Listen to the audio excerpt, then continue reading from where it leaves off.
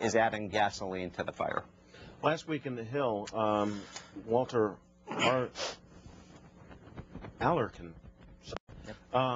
wrote under the headline, House and Senate face $8 billion gap over budget plans. He writes the biggest sticking point will be whether to use reconciliation instructions to prevent a GOP filibuster on legislation overhauling the nation's health care system. The House budget includes the instructions while the Senate budget does not. How do you see this playing out? It's a great question, because this is going to be the big theater that happens in the budget over the next few months. The question will be, what can Democrats do with just 51 votes in the Senate, and what will it take them 60 votes to pass in the Senate? And most things, excuse me, most things in the Senate that you pass, the minority, and this is, I think, actually one of the ingeniousness of our political system that our founding fathers set up. It takes 60 votes to pass almost anything out of the Senate, and that's to protect the rights of the minority. And most things that Barack Obama is going to want to have to do over the next 6 months, healthcare reform, cap and trade, and so on, will require 60 votes in the Senate. What that means, Rob, is he's going to have to, seduce 9 or 10 Republicans, or not 9 or 10, but 3 or 4 Republicans to vote for his agenda. We'll see whether he can do that. Remember, he did get those 3 Republican votes in the Senate when he passed his $800 billion economic stimulus plan. Don in Warwick, Rhode Island, you're next. Go ahead. Hey, been on for about 10 minutes. Nice hold. I've got a question. Thanks for waiting. Yeah, no problem. Barney, Franks, and Todd, they're basically the ones that started all this mess. How long is it going to take the government, do you think, in order to get their ass in the sling, basically? I realize I probably won't get that on the air, but that's all right. I mean, it's ridiculous. Everybody is mad at the people that got the bonuses at AIG, yet it was the Democrats who made the bill, passed the bill, their president signed the bill.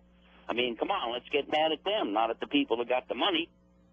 Well, I think it's a very fair point. I mean, the gentleman is talking about the fact that Chris Todd, the senator from Connecticut, who's the chairman of the banking committee, got a sweetheart loan deal from Countrywide, which was the very company that he was supposed to be overseeing and regulating. And I think it's just reprehensible that he took a $50,000 sweetheart deal from them. I mean, that is definitely a conflict of interest, and the good news is that he's very much behind in the Senate race, and I think that people in Connecticut may vote him out of office. He's up for re-election. Barney Frank, I think the same thing. He turned very much a blind eye to all of the financial problems at Fannie Mae and Freddie Mac. Those are the 2 big housing giants that required $200 billion bailout from the federal government. And I think that Barney Frank was asleep at the switch. In fact, at one point, Barney Frank said, you know, when it comes to Fannie Mae and Freddie Mac and the housing market, I'm willing to roll the dice. Well, he did roll the dice, and we took huge, huge losses. So I do think there's a lot of people who are responsible for this financial crisis, but I think Chris Todd and Barney Frank are 2 at the very top of the list. Haymarket, Virginia, on our line for independence. Thanks for waiting. Good morning. Mr. Moore, you should be educated enough and wise enough to know not to put all these false spins out that you are.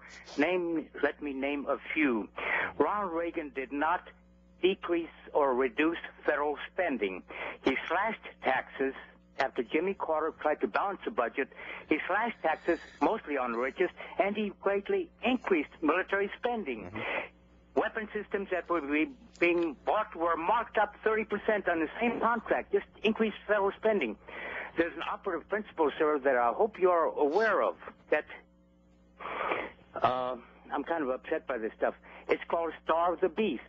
That is a policy of Ronald Reagan and G.W. Bush that has caused the United States of America to owe vastly more than all of our assets combined. You should know a lot better than what you're doing. Mr. Moore? Well, Ronald Reagan did not starve the beast. In fact, you can look this up, sir, in the federal budget. When Ronald Reagan became president, the federal tax revenues were $500 billion. 10 years later, after he had cut tax rates, the taxes were not $500 billion; they were $1 trillion. So we doubled tax receipts over a decade-long period. That's not starving the beast at all. Now, this issue about the military spending, I mean, of course, yes, Ronald Reagan had one of the largest increases in the military budget in American history, of course, in 1981-82. That was to win the Cold War. I'd make the argument, at least in my lifetime, the only, quote, investment the government has ever made that has actually had a high payoff is Ronald Reagan's military budget increase. The weapon systems and the increase in the strength of our military, I think, clearly led to the dissolution of the evil empire of the Soviet Union, and that was a great use of federal money. And it was appropriate to borrow for that money because our future generations are going to be much more financially secure and safe because of the fact that the Soviet menace does not exist any longer. Kate Gerardo, Missouri, on our line for Democrats. Barbara? Good morning. Morning. I'd just like to ask the guest, how does he justify the notion that a poor person who doesn't earn enough money to live on as is should then pay 19% of their income towards this society where the wealthy don't have to go into the military, they don't have to give anything but money that they have buku amount of? I just don't understand this notion that you're so concerned about the wealthy. What about a living wage? And the real reason we're competing with other countries has nothing to do with a tax code. That's just an excuse. The real reason is you want workers who will work for less than what we can live on in this country.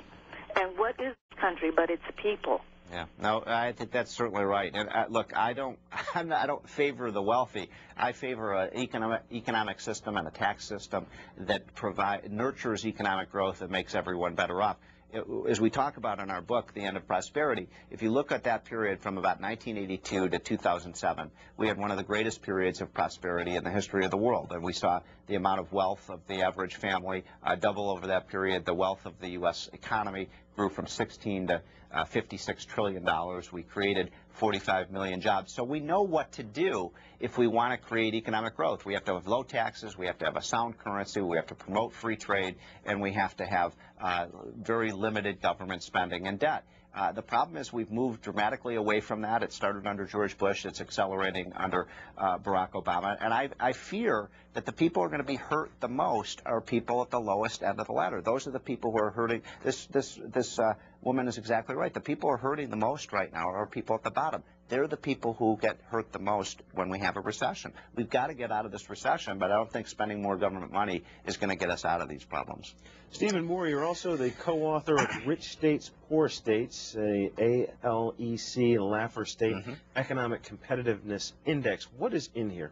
Well, this is a document that we put together, just came out literally about 5 or 6 days ago, so hot off the presses. And what we do is we rank the states on their economic policies, because just as we've been talking about national economic policies for the last half hour or so, well, states have a lot of impact on taxes and their regulatory policies and their spending policies. And what we find is, I mean, maybe one of the most interesting results is that there are 9 states in the United States that have no income tax today. Those are states like Nevada, Texas, Florida, Washington, Tennessee, New Hampshire, and those tend to be the highest growth states. And so if you want a good example of why taxes matter and really have a big impact on how an economy performs, compare, say, a state like Texas versus a state like California. California is in the dumps, unfortunately. I love the state of California, but it's got the highest taxes and spending in the country, and I think it's taxed itself to death. Meanwhile, Texas has low taxes, no income tax. Half of the jobs that have been created in this American economy over the last 18 months have been in the single state of Texas.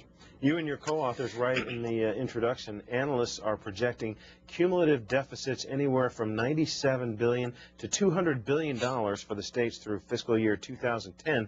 Even more concerning is the colossal problem of state unfunded liabilities.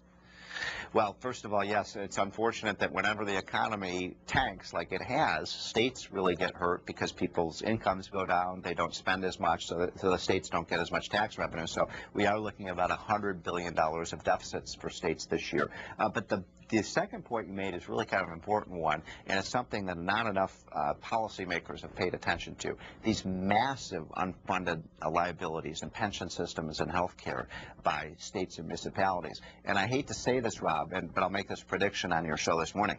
I think what we're going to see in the course of the next year or two is many municipalities declaring bankruptcy because they cannot pay their bills, and they've got these massive debts in their unfunded pension systems. And the way they're going to try to get out of those problems is declare bankruptcy and say we don't have to, because once you declare bankruptcy, these old contracts are null and void. We saw a city just about 9 months ago, Vallejo, California, which was the first city in something like 20 years that declared bankruptcy. So it's a scary thing, and the problem is that these pensions that are paid to public employees are so massive that states simply can't afford to pay for them. Bill on our Republican line from East